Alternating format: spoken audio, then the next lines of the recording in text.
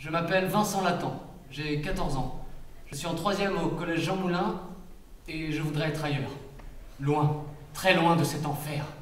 Qui suis-je, c'est un roman de Thomas Gornet, c'est un roman ado-adulte. Moi je dis toujours que c'est le roman que j'aurais adoré lire quand j'avais cet âge-là. C'est l'histoire de Vincent, un jeune collégien en classe de 3e, qui va découvrir l'amour et qui va découvrir qu'il est amoureux d'un garçon de sa classe. Donc c'est un roman qui parle à la fois d'amour, du trouble amoureux et de la différence. Maman, Thibaut et papa ont tous les trois une peau foncée et des cheveux bruns. On les prend souvent pour des Italiens. Moi je suis blanc et blond.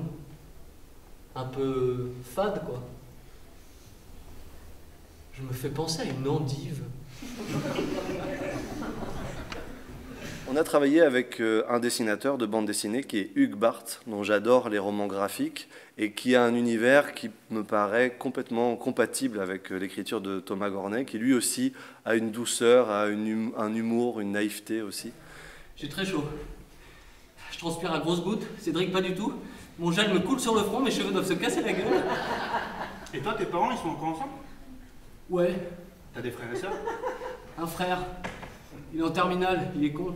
J'aimerais bien en avoir. Je suis fils unique. Arrivé au collège, je fonce aux toilettes, me rince les cheveux dans un lavabo. Le changement de look, ce sera pour une autre fois.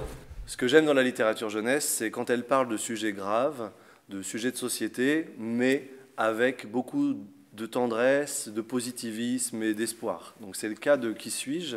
Et je trouve que c'est un spectacle qui est fait pour aborder le sujet de la différence, de l'amour, de l'homosexualité, de l'homophobie aussi, dans les établissements scolaires auprès des jeunes. Et je trouve que c'est un sujet très brûlant aujourd'hui. Eh, regardez, il y a la tapette qui fait des manières! Momo parle de Pascal, le plus petit de la classe, le plus timide, le plus blanc de peau. Il en faut toujours un, et c'est mieux quand c'est pas soi.